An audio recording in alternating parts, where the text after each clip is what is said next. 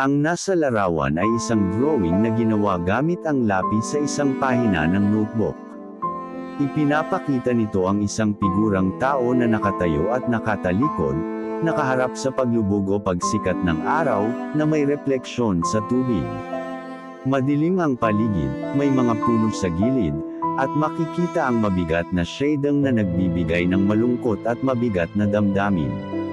Sa mismong drawing, may mga nakasulat na salita gaya ng depression, self-problem, hurt, relationship problem, broken, feel. Ipinapakita ng kabuuang imahe ang tema ng kalungkutan, pagdurusa, at mga personal na pinagdadaanan. Para itong pagsasalarawan ng bigat ng emosyon na dinadala ng isang tao na nahaharap sa depresyon at mga problemang emosyonal.